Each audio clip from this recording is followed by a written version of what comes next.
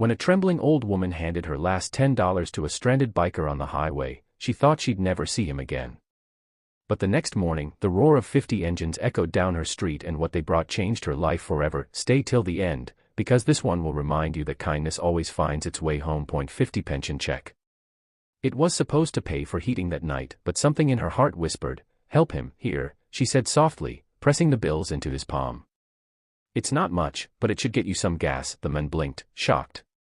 "Ma'am, I can't take your money, son." She smiled gently. "You look like you could be someone's boy. And if my Jimmy were still alive and stranded somewhere, I'd pray someone would help him too." He stared at her, speechless. Then, after a long pause, he took the money with trembling hands. "Thank you, ma'am. I'll pay you back, I promise." She shook her head.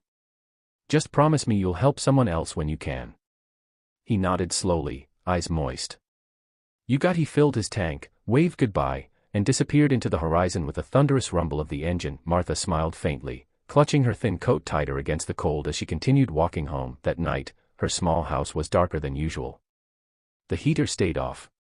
She wrapped herself in an old blanket, shivering, whispering a little prayer for the biker she'd helped. She didn't know that her simple act of kindness was about to echo far louder than she could ever imagine. The next morning, Martha woke to an unfamiliar sound, a deep rumble, like thunder rolling across the sky. She thought it was a storm, until she heard it grow louder, then closer, then, right outside her house.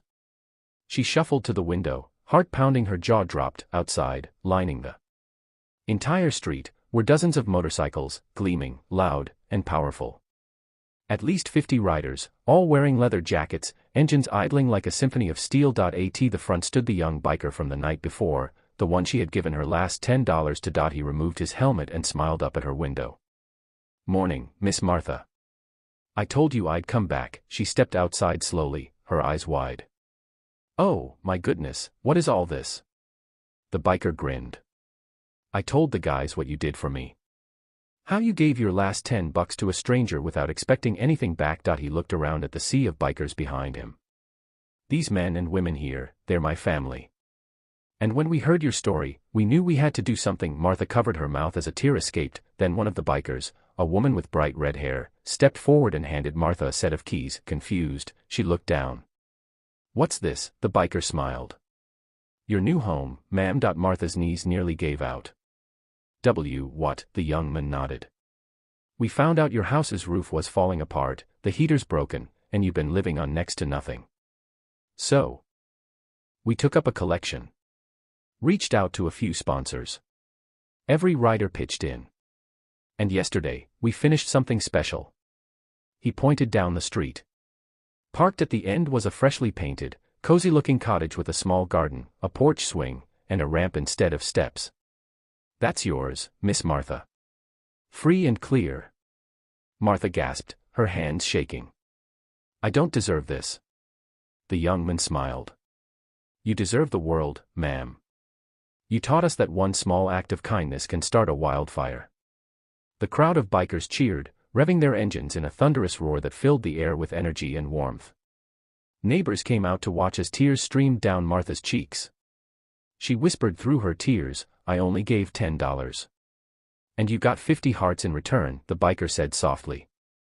"That's how kindness works." Martha walked slowly toward her new home, her steps light and full of disbelief. She touched the fresh white paint, smelled the wood, and looked back at the group of bikers smiling proudly at her. She raised her frail hand and said, "Thank you, all of you. You've given me more than a house, you've given me hope." The bikers revved their engines one last time before riding off, their sound fading into the horizon like thunder after rain. Martha stood on her porch, whispering to herself, "Henry, looks like the world still has good people after all." In a world that often feels cold, a $10 act of kindness can still light a fire that warms 100 hearts. Because sometimes, the smallest good deed becomes the biggest miracle.